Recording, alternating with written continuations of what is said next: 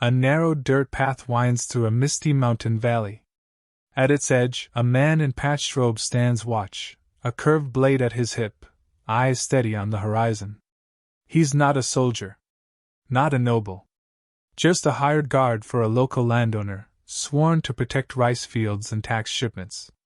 He doesn't know it yet, but he's the earliest version of what would become one of the most iconic warrior classes in history, the samurai. Hey there, if stories of fading warriors, power struggles, and swords traded for suits sound like your kind of thing, take a moment to like this video, subscribe, and leave a comment below. What's your favorite samurai story? Now let's follow the long, winding road that saw these warriors rise, rule, and eventually fade from the battlefield altogether. In early Japan, during the late Heian period, roughly the 9th and 10th centuries, the imperial court in Kyoto found itself increasingly distant from the outer provinces. The capital had poetry and politics. The countryside had bandits, peasant revolts, and very little oversight. To maintain control, powerful families began relying on local warriors to enforce their will, guard property, and ensure that taxes flowed back to the capital. These men weren't samurai in name yet, but they lived by the sword and loyalty to landowners. Over generations, these enforcers began organizing into clans, marrying local elites, and passing down both land and weaponry to their sons. Through this slow evolution, the warrior class became a hereditary one, separate from common farmers, but not yet fully noble in the courtly sense.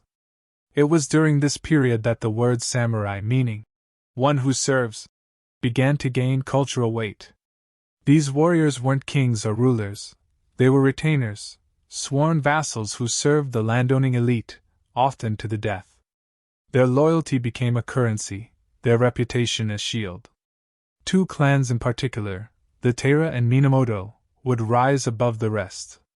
Both grew powerful through military campaigns and political maneuvering, and both clashed in what would become the Genpei War, 1180 to 1185. This brutal civil war ended in Minamoto victory and ushered in a radical shift, a warrior class that no longer existed merely to serve the aristocracy but would now become the government itself. Minamoto no Yoritamo established the Kamakura shogunate in 1192, creating Japan's first military government. Though the emperor still technically reigned in Kyoto, true power had shifted. The shogun ruled from Kamakura with a network of samurai governors and constables. These men administered justice, collected taxes, and raised armies. The samurai were no longer peripheral, now they were central. But for all their rising power, samurai life wasn't all glory. They weren't kings. They served daimyo, regional lords who held real political clout. Samurai pledged loyalty not to Japan as a whole, but to a chain of command, sometimes only to their immediate superior. In a land without a strong central state, loyalty was personal, and betrayal was common. Still, their identity solidified. Samurai lived by codes of conduct, though loosely defined at first. They trained not just in archery, spear fighting, and horseback warfare, but also in etiquette, poetry, and religious rituals. A balance of brutality and refinement began to take shape. To be a samurai was to hold a blade in one hand and a poem in the other. One symbolic shift occurred with the gradual rise of the katana. Though early samurai used straight swords and bows, the katana's curved edge, designed for swift, efficient cutting, eventually became both a practical weapon and a spiritual extension of the self. Forged with reverence, worn with pride, the sword was more than a tool. It was the soul of the samurai. In the centuries that followed, the samurai's position only grew. But so did the tension. The same structure that made them powerful also bound them. They were sworn to serve, but what happens when the world they serve begins to change? The sword flashed not just on battlefields, but across every map of medieval Japan, carving new boundaries, rewriting loyalty, and deciding which clans would rise, or be erased. Following the foundation of the Kamakura shogunate, the samurai were no longer just hired hands with sharp steel. They were the enforcers of order, men born to lead soldiers and govern provinces, blending brute strength with a growing sense of tradition and status. But peace was never permanent. When the Kamakura regime crumbled in the 14th century, the resulting chaos dragged the samurai back into the brutal theater of civil war. Enter the Muromachi period, where the Ashikaga shogunate replaced Kamakura rule, less centralized, more fragile, and increasingly dependent on the goodwill of powerful daimyo. These feudal lords maintained armies of samurai not out of ceremony, but necessity. Control was tenuous, and rebellion was constant. And so the samurai flourished, not because of peace, but precisely because of the lack of it. The samurai's life was steeped in battle. Honor was earned not through status, but through deeds, defending a castle outnumbered 10-1, cutting down a rival in single combat, or dying rather than retreating. Their names lived on in battle scrolls and family legends. To survive was glory. To die well was legacy. The prestige of the samurai grew alongside the instability. As conflict spiraled into full civil war, Japan entered the Sengoku period, the Warring States era, from the late 1400s through most of the 1500s. This was the golden age of samurai warfare and arguably the most violent chapter in Japanese history. Japan fractured into dozens of competing domains, each led by ambitious daimyo. Samurai took sides, changed allegiances, and sometimes carved out fiefdoms of their own. Promotions came not through inheritance, but talent. A skilled peasant could rise to samurai status, wield a blade, and lead men if he proved his worth in battle. Gone were the days of quiet service. These were soldier kings, warrior states fighting to control rice, roads, and power. The sword ruled absolutely. And then came the man who shattered every mold, Oda Nobunaga. In the late 1500s, Nobunaga began to unify the fractured land. He embraced guns, tanegashima, introduced by Portuguese traders.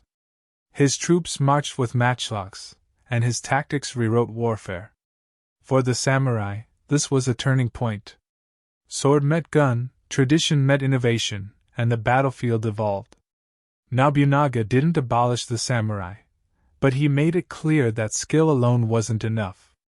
Power now required strategy, technology, and sheer ruthlessness. After Nobunaga's assassination, his loyal general Toyotomi Hideyoshi picked up the torch. A man of peasant origin who rose to become Japan's supreme leader, Hideyoshi both elevated and locked down the samurai class. He issued reforms forbidding farmers from owning weapons, enforced the sword hunt, and froze the social order. No more leaping between classes. If you were born a farmer, you died a farmer. If you were samurai, your descendants would be, too, no more, no less. These laws elevated the samurai to a hereditary elite. But they also pinned them in place.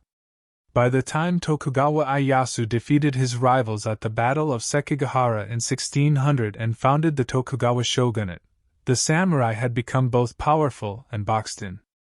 Ieyasu didn't want more wars. He wanted stability, control, and order. And to achieve that, he needed to keep his warriors loyal, paid, and calm. And so began a new phase, one where the samurai still ruled, but the swords they carried would soon become more ceremonial than practical. Yet for now, they still walked proud, their hands resting on blades sharpened by war. Their banners flew. Their castles stood tall. Their poems told of loss and glory, of blood spilled and loyalties tested. They had shaped Japan not only with steel, but with sheer will. But deep beneath all that pride, the question began to echo louder. What happens to a class of warriors, when there are no more wars to fight? The blood-soaked fields finally quieted. After centuries of chaos, rebellion, and clan warfare, the early 1600s marked the arrival of something the samurai weren't quite built for: peace. Under the firm hand of Tokugawa Ieyasu, the Edo period, also known as the Tokugawa era, began. It would last for over 250 years, bringing a level of national stability Japan hadn't seen in generations. The new Tokugawa shogunate centralized authority, enforced a rigid class hierarchy, and strictly limited the movement and influence of daimyo. It was order through structure, silence enforced by law. And in this meticulously balanced world, the samurai found themselves trapped by their own success. On paper, they remained at the top of society, just under the shogun and ruling elite. They were the ruling class, the swordsmen, the noble protectors of the land. But in reality? The battlefield had gone quiet, and the katana stayed sheathed.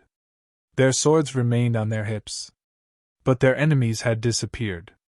So the samurai adapted, not through battle, but through administration. Many became bureaucrats, tax assessors, scribes, castle managers, teachers, and magistrates. They upheld the law. They wrote reports. They memorized Confucian texts.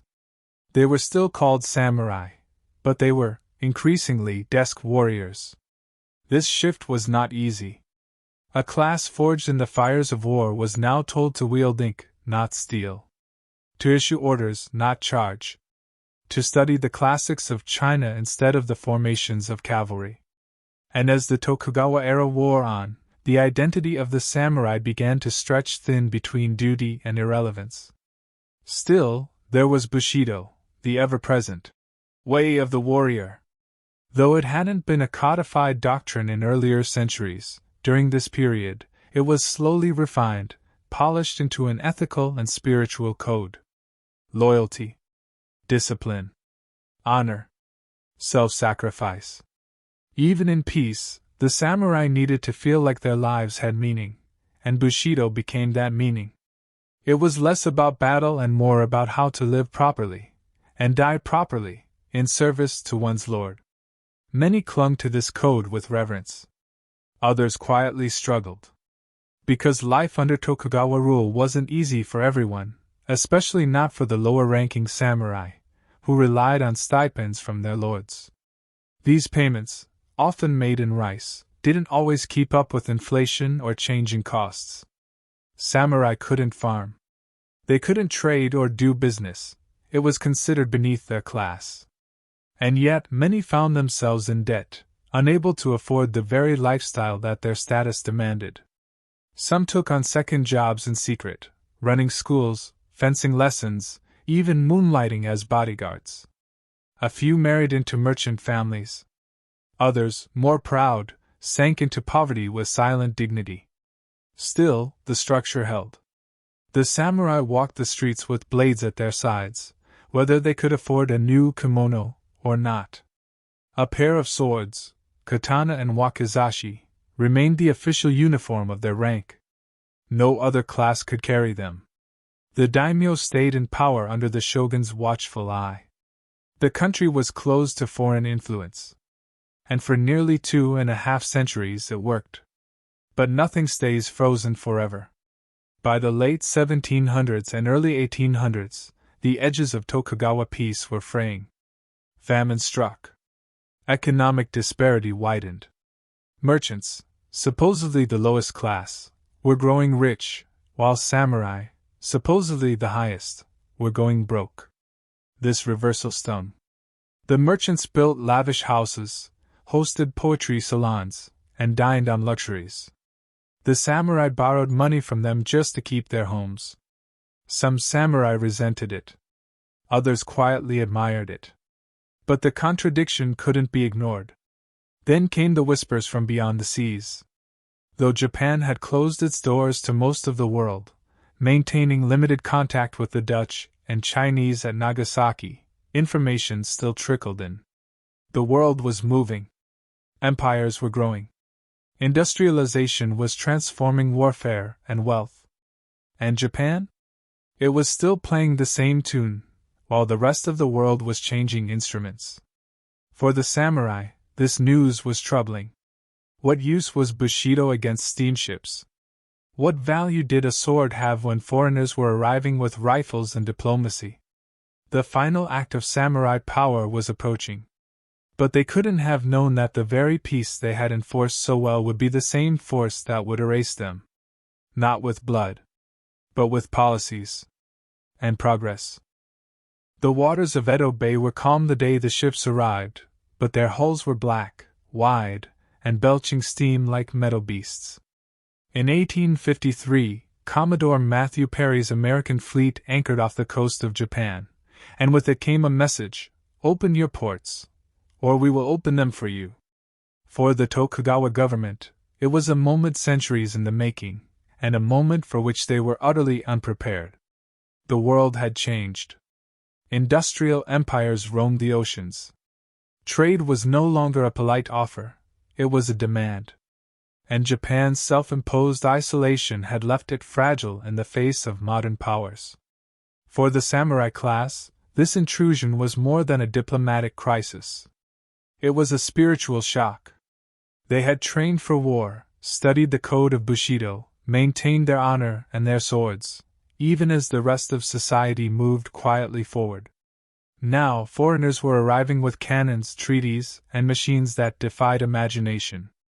What role was left for the traditional warrior in a world driven by gunpowder and gears? The Tokugawa government reluctantly signed the Treaty of Kanagawa, ending more than 2 centuries of isolation.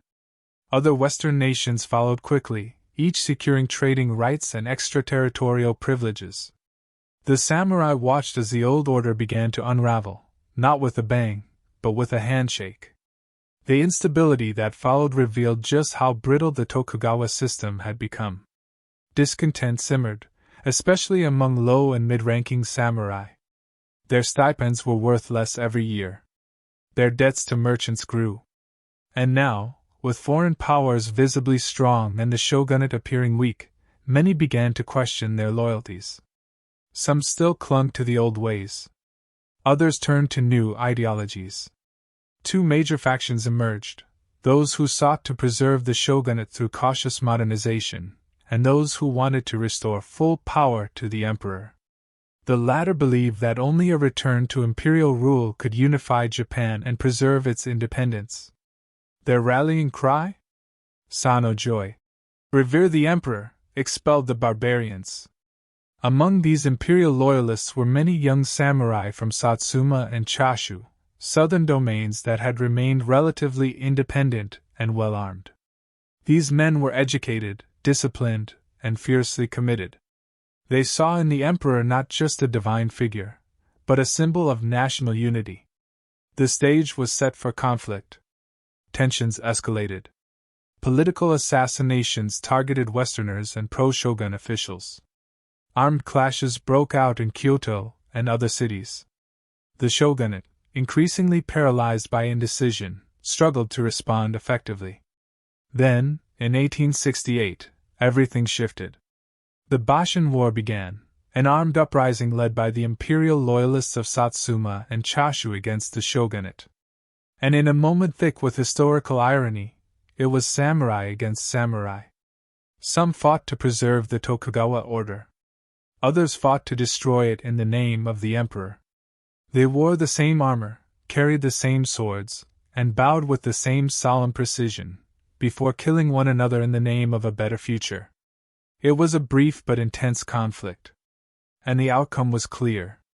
The imperial forces, bolstered by modern weapons, military training from Europe, and superior coordination, quickly overran Tokugawa loyalists. Edo, seat of the shogunate, surrendered without a final battle. The Meiji Emperor was restored to power. But this wasn't a return to the past. It was a full-scale reinvention of Japan. And for the samurai, it was the beginning of legal extinction. The new Meiji government moved rapidly.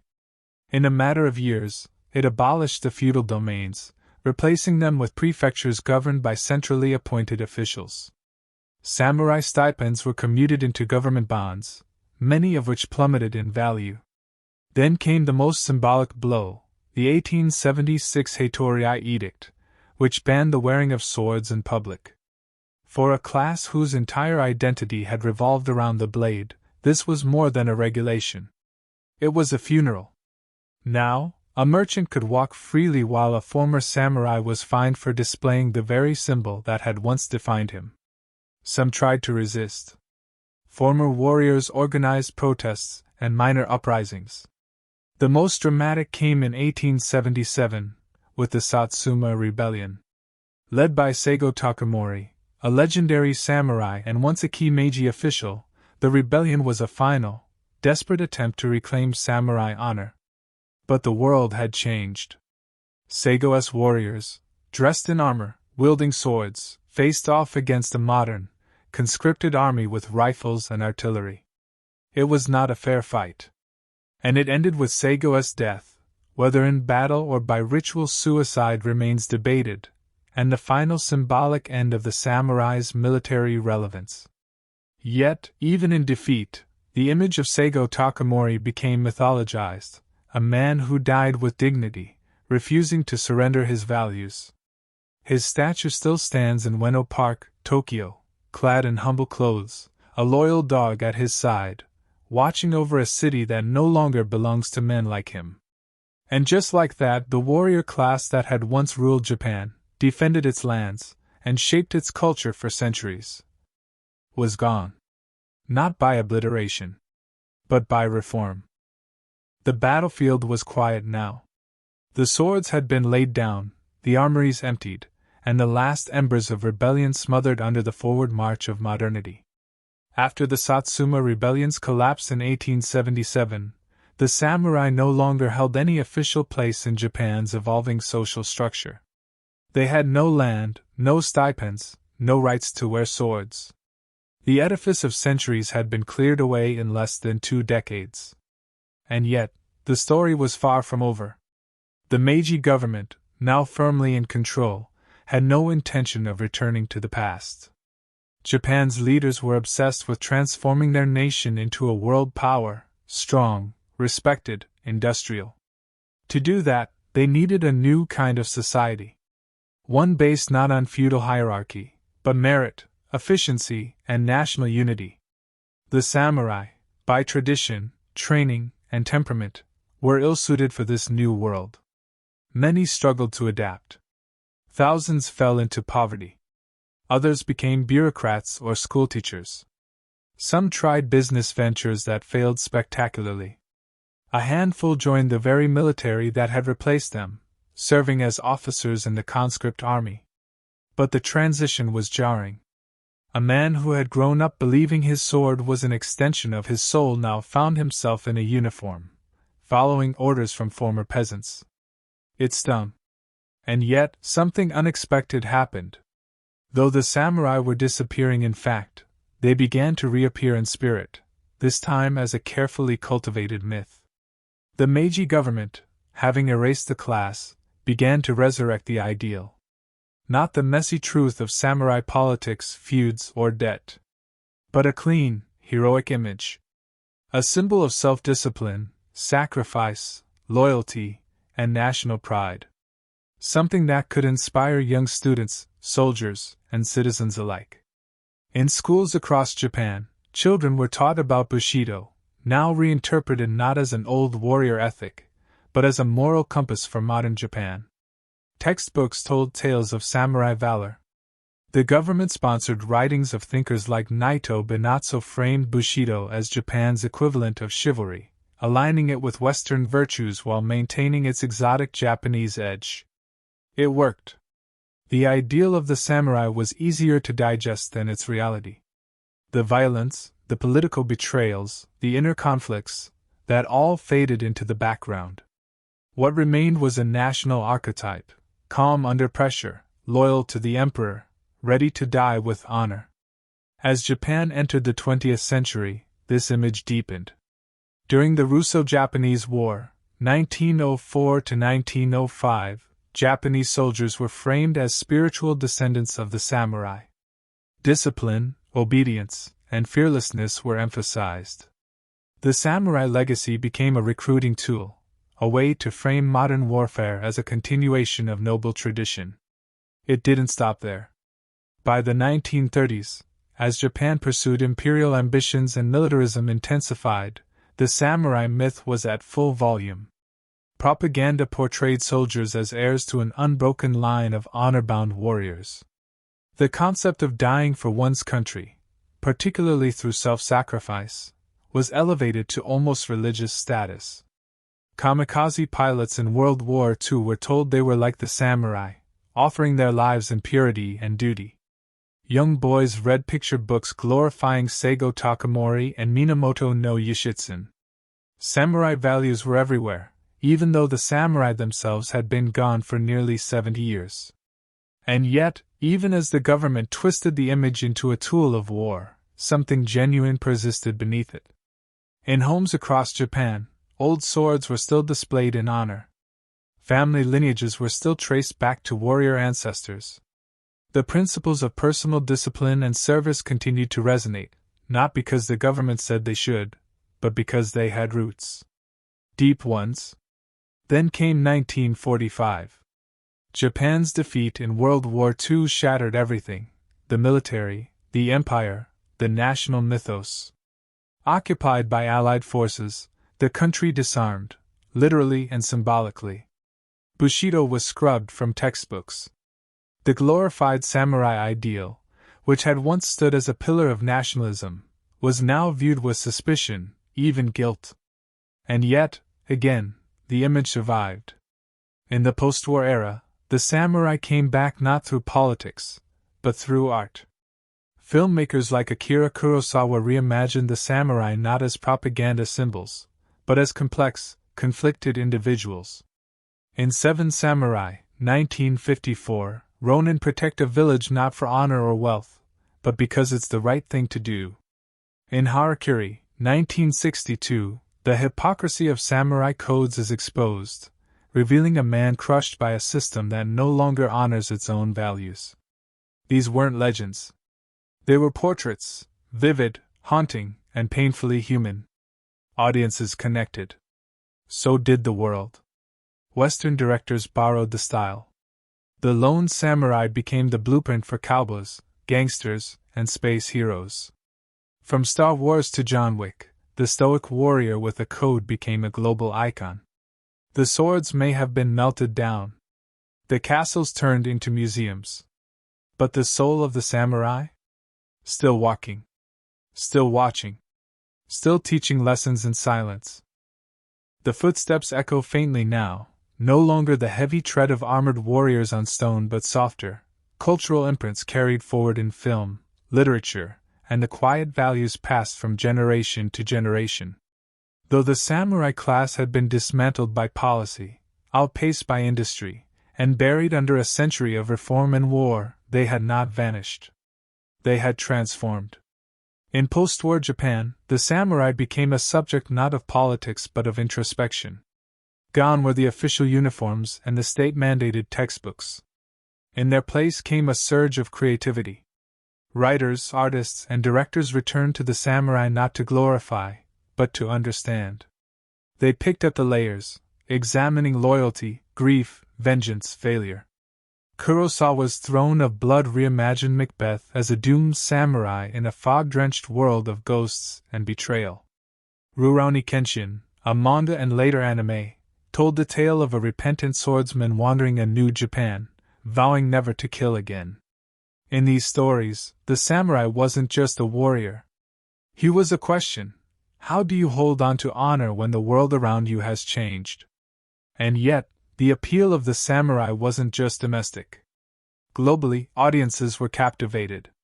Their discipline, their silence, their swordplay, their stoic resistance against overwhelming odds, these traits crossed cultures. Hollywood picked it up and ran. Clint Eastwood's Man with No Name was a cowboy, yes, but also a ronin, a wanderer bound by his own code. George Lucas openly cited samurai films as an influence on Star Wars. Obi-Wan Kenobi's robes, lightsaber, and mentor role are straight from the samurai playbook.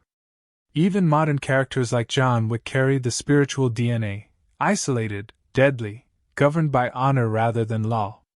Japan, too, kept the legacy alive in its own quiet ways.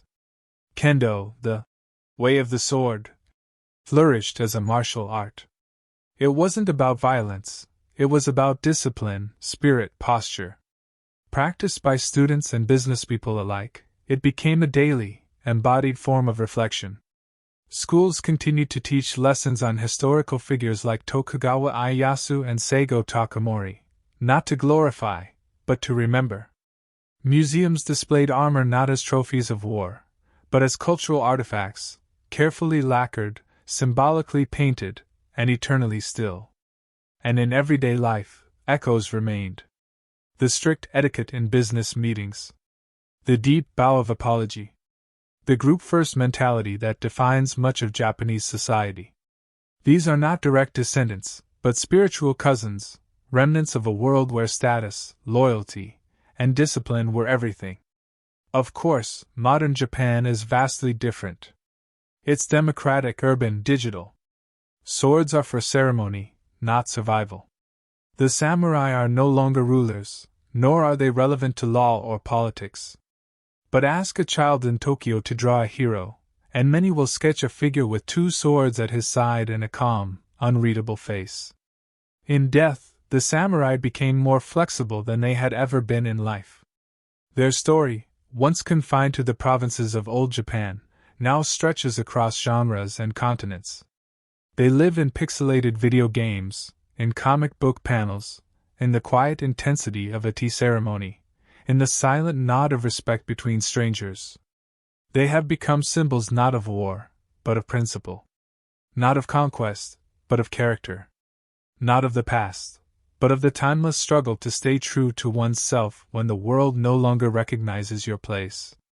And perhaps that is the true victory of the samurai, not that they ruled, or fought, or fell, but that they persisted, long after their banners were lowered and their swords returned to their scabbards for the last time.